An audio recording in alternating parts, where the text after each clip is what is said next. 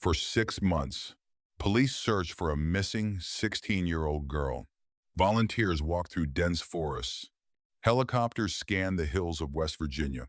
Her parents begged the public for answers. Every day, they believed someone out there knew what had happened to their daughter. They were right. The people who knew exactly where Skylar Neese was stood beside her parents. They hugged them. They comforted them. They helped distribute missing person flyers. They appeared on television asking for information. They cried with everyone else. But every word they spoke concealed the truth, because the search for Skylar Neese had already ended on the very night she disappeared. This is one of the most heartbreaking betrayal cases in modern American true crime. And it all began with one ordinary summer night, the 5th of July, 2012, Star City, West Virginia. Skylar Neese had just finished her shift at Wendy's. She returned home like she had done countless times before. She laughed with her parents, spent some time in her room, exchanged text messages with friends. Nothing about that evening suggested it would be the last night her parents would ever see her alive. Just after midnight, a surveillance camera captured something investigators would replay hundreds of times. A sedan slowly pulled up outside Skylar's apartment building. Moments later, a teenage girl quietly climbed out of her bedroom window. She lowered herself to the ground, looked toward the waiting car, then walked straight to it. She wasn't running. She wasn't frightened. She wasn't looking over her shoulder. She opened the rear passenger door and climbed inside. Within seconds, the car disappeared into the darkness. That surveillance video became the final confirmed sighting of Skylar Neese alive. But what no one knew at that moment was that every person inside that car already knew exactly how the night would end. And Skylar had no reason to suspect any danger. She believed she was meeting her two closest friends, Shelia Eddy, Rachel Schoaf.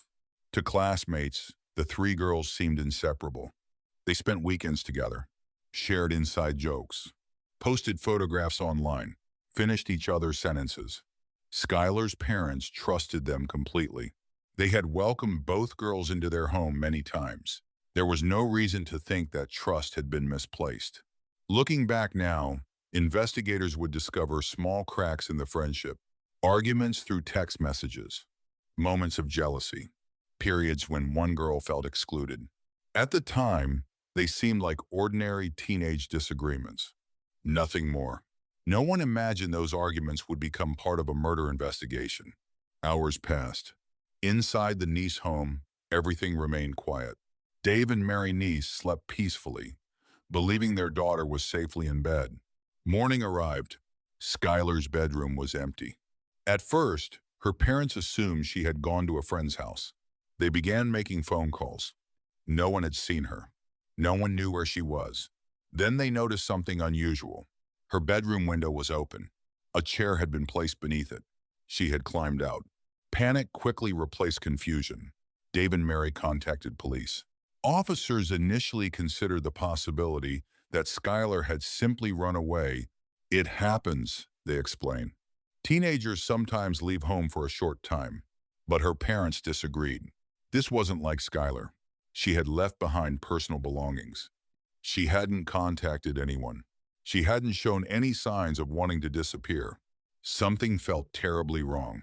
Detectives began reviewing surveillance cameras from nearby businesses. Then they found the footage. A teenage girl, a quiet street, the girl calmly climbing into the back seat. Investigators immediately realized something important. Skylar had gone willingly. She knew whoever was inside that vehicle. That changed the investigation completely. Police were no longer searching for a stranger. They were searching for someone Skylar trusted.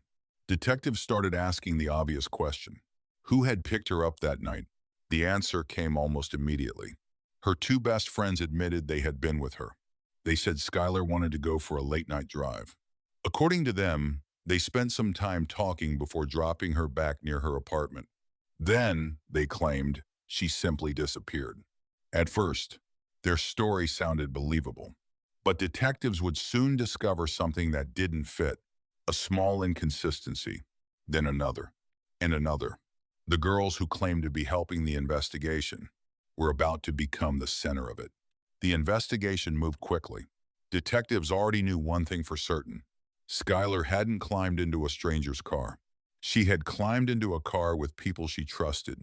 That narrowed the list almost immediately. Sheila Eddy, Rachel Schoaf. The two girls detectives needed to question first. When investigators sat down with them, both appeared concerned. They said they were just as worried as everyone else. According to their account, Skylar had sent them messages late that night asking if they wanted to go for a drive. They picked her up shortly after midnight. The three girls drove around for a while. They talked. They laughed, just like they always had. Then, they said, Skylar asked to be dropped off near her apartment before sunrise. They claimed they watched her walk away safely. After that, they said they had no idea what happened. At first, the story made sense. It matched the surveillance footage. Skylar had willingly gotten into the car. There was no sign of panic, no sign of a struggle. But detectives weren't interested in what sounded believable. They wanted facts. They compared the girls' statements. Then they interviewed them again and again. Each interview revealed tiny differences. Nothing dramatic, just enough to make experienced investigators pause. One timeline shifted slightly. A conversation was remembered differently. A location became less certain. Each inconsistency was small, but together, they began forming a much larger question. Were the girls forgetting details, or were they trying to protect something? Meanwhile, the search for Skylar continued. Hundreds of volunteers walked through wooded trails. Search dogs covered miles of rough terrain. Missing person posters appeared across West Virginia. News stations interrupted regular programming with updates. Skylar's smiling face was everywhere. Dave and Mary Neese refused to stop looking. Every phone call brought hope. Every knock on the door made them believe someone had found their daughter. Every evening ended the same way. No answers. Then, something else caught investigators' attention. While Skylar's family desperately searched for her, Sheila Eddy appeared unusually active on social media. She posted photographs with friends. She joked online. She attended football games. Life appeared to continue almost as normal. To many people, the post seemed difficult to understand. Her closest friend was missing, yet she showed very little sign publicly that anything had changed. Investigators didn't treat social media as proof of a crime, but they documented everything. Every post, every photograph, every message. Rachel Schoaf, on the other hand, seemed different. Friends later described her as quieter, more withdrawn. She wasn't posting as often. She appeared distracted. Again, detectives knew people respond to stress in different ways. Neither girl's behavior proved anything, but they continued gathering every piece of information they could. Then investigators examined another piece of evidence, the girls' cell phone records. The data showed something unexpected. During the early morning hours of July 6, their phones had traveled outside Star City, farther than they had originally described. Detectives carefully compared the phone records with their interviews. The distances didn't match. If Skylar had been dropped off near home, why had the phones traveled much farther away? That question stayed with investigators. Weeks became months. Summer turned into fall. Fall became winter. Skylar's case remained unsolved. People across the country reported possible sightings. A young woman at a gas station, someone walking through a shopping mall, another boarding a bus. Investigators followed every lead. Every single one ended in disappointment. It wasn't Skylar. As Christmas approached, Dave and Mary Neese faced the first holiday without their daughter. Her presents remained unopened. Her bedroom remained untouched. They continued giving interviews, asking one question. If someone knows something, please come forward.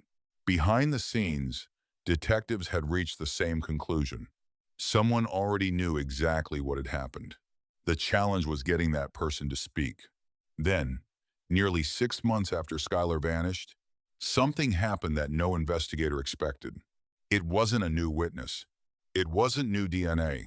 It wasn't another surveillance video. It was one of the two girls who had been in the car that night.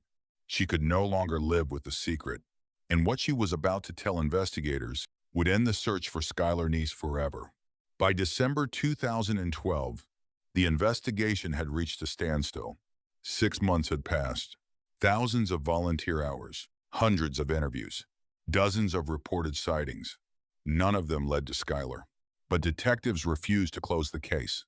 They believed the truth was still close, much closer than anyone realized. Then, just after Christmas, everything changed. Rachel Schoaf checked herself into a psychiatric hospital. She wasn't there because investigators had cornered her. She wasn't there because police had uncovered new evidence. She was there because, according to investigators, she could no longer live with what had happened. When hospital staff learned what Rachel had revealed, law enforcement was contacted immediately. Detectives rushed to meet her. What they heard would completely transform the investigation. Rachel looked at the investigators and began talking. She told them Skylar had never been dropped off near her apartment. She had never walked home. She had never made it out of that late-night drive alive. For months, the missing person investigation had been built on a lie. Rachel admitted that she and Sheila Eddy had driven Skylar across the West Virginia state line into rural Pennsylvania. The destination hadn't been chosen at random. According to investigators, they had discussed going there before they ever picked Skylar up. Skylar believed she was going for a drive with her two closest friends. Instead, she was being taken somewhere she had never planned to visit. Rachel explained that they parked near a wooded area. The three girls got out of the car together. For a few moments, everything seemed normal. They talked, walked through the quiet woods. Skylar had no reason to feel afraid. Then, without warning, the attack began. According to Rachel's confession, Skylar was completely caught off guard. She fought back. She tried to escape. She begged them to stop, but there was no one nearby to hear her. No houses, no passing traffic, only the sound of the forest. By the time it was over, Skylar Neese was gone. Detectives listened in silence. They had spent months searching for a missing teenager. Now they were listening to the account of a planned killing. But a confession wasn't enough. They still needed proof. Rachel told investigators she could take them to the exact location. The following day, a convoy of police vehicles crossed into Pennsylvania. Rachel sat inside one of them. As they traveled deeper into a rural area, she began recognizing the roads. Eventually, she asked the officers to stop. She pointed toward a wooded hillside. Search teams entered the trees. Hours later, investigators found human remains. Forensic testing confirmed what everyone feared. The remains belonged to 16-year-old Skylar Neese. The search that had lasted nearly 6 months was finally over. When Dave and Mary Neese received the news, their world changed forever. For months, they had held on to hope. Hope that Skylar would walk through the front door. Hope that she was alive somewhere. That hope disappeared in a single conversation. But alongside the heartbreak came something else. The truth. The answer they had been searching for since the morning they found Skylar's bedroom empty. Detectives immediately arrested Rachel Schoaf. She was charged in connection with Skylar's death. Then investigators turned their attention to the one person Rachel said had been with her from beginning to end, Sheila Eddy. Until that moment, Sheila had continued denying any involvement. She had attended vigils, comforted Skylar's parents, given interviews, helped search for her missing friend. Now detectives had a confession, a crime scene, physical evidence, and a witness placing Sheila beside Skylar during her final moments. Sheila Eddy was arrested. The announcement stunned the community. People who had watched the three girls grow up together couldn't believe what they were hearing. How could two teenagers plan the killing of their closest friend? That question quickly spread across the country. Investigators searched for a motive. There was no evidence that money was involved, no evidence of gang activity, no family feud. Instead, prosecutors would later tell the court that the motive was painfully simple. According to court records, Rachel and Sheila had decided they no longer wanted to be friends with Skylar. Rather than ending the friendship, they planned to end Skylar's life. The explanation left many people struggling to understand. How could something that appeared so ordinary lead to something so devastating? That question would soon be explored inside a courtroom, and the evidence presented there would reveal just how carefully the truth had been hidden. By early 2013, the mystery of Skylar Neese's disappearance had been solved. But another difficult chapter was about to begin. The courtroom. For Dave and Mary Neese, this wasn't just another criminal case. They were about to hear in painful detail how their only child had spent the final moments of her life. Every court hearing forced them to sit just a few feet away from the two girls they had once trusted. The same girls who had eaten meals in their home. The same girls Skylar had called her best friends. Rachel Schoaf was the first to face the court. She accepted responsibility for her role in Skylar's death. After leading investigators to Skylar's remains, Rachel pleaded guilty to second-degree murder.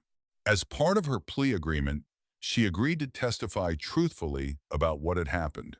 Her testimony confirmed what investigators had suspected for months. The drive into Pennsylvania had not been spontaneous. According to prosecutors, the trip had been planned before Skylar ever climbed into the car. The destination had been chosen. The decision had already been made. Skylar simply didn't know it. Rachel admitted that after returning to West Virginia, they acted as though nothing had happened. They went back to school. They answered detectives' questions. They stood beside Skylar's parents. They even helped search for the friend they knew would never come home. For Dave and Mary Neese, those were some of the hardest words they had ever heard. The search parties, the candlelight vigils, the comforting hugs. None of them had been genuine. The truth had been standing beside them the entire time. Attention then turned to Sheila Eddy. For months, she had denied any involvement. But investigators had assembled a powerful case. Rachel's testimony, cell phone records, the timeline, the surveillance footage showing Skylar getting into the car, and the recovery of Skylar's remains where Rachel said they would be found. Faced with the evidence, Sheila Eddy changed her plea. In January 2014, she pleaded guilty to first-degree murder. The guilty plea meant there would be no lengthy trial, no jury, no public debate over who was responsible. The focus now shifted to sentencing. The courtroom was silent as the judge addressed both young women. Rachel Schoaf was sentenced to 30 years in prison, with parole eligibility under West Virginia law after serving the required portion of her sentence. Sheila Eddy received life in prison, with the possibility of parole after the period required by law. The sentences brought legal closure, but they could never restore what had been taken. Outside the courthouse, Dave and Mary Neese spoke briefly to reporters. They thanked the investigators who had refused to stop searching. They thanked the volunteers who had spent months looking for Skylar. Most importantly, they spoke about their daughter, not as a victim, but as the daughter they loved, a young woman who enjoyed spending time with friends, who laughed often, who had plans for her future. They wanted people to remember Skylar's life, not only the way it ended. Years have passed since that July morning, but the story of Skylar Neese continues to be discussed across America, not only because the crime was shocking, but because of one haunting question: how could two people earn someone's complete trust and then betray it in the worst possible way? There may never be an answer that satisfies everyone. Some crimes can be explained by evidence. Others leave questions that remain long after the case is closed. For investigators, the case serves as a reminder that the truth sometimes hides in plain sight. For parents, it is a reminder that appearances can be deceiving. And for everyone else, it is a reminder that every missing person poster represents a real family waiting for answers. Skylar's parents have continued to honor their daughter's memory, choosing to remember the joy she brought into their lives rather than allowing the crime to define her. Her name remains one that investigators, journalists, and true crime followers will never forget. Because behind every headline, there is a family whose life changed forever. And behind every solved case, there is someone who never had the chance to come home. Thank you for watching. If you enjoy respectful, thoroughly researched true crime documentaries, make sure you subscribe to Dark Case Files so you don't miss our next investigation. If this story touched you, consider sharing it with someone who appreciates thoughtful true crime storytelling. And now we'd like to hear from you. After hearing every detail of this case, what do you think was the moment investigators realized the friends weren't telling the whole truth? Leave your thoughts in the comments below, and as always, please keep the discussion respectful for Skylar's family and everyone affected by this tragedy. Until next time, stay curious, stay compassionate, and thank you for watching Dark Case Files.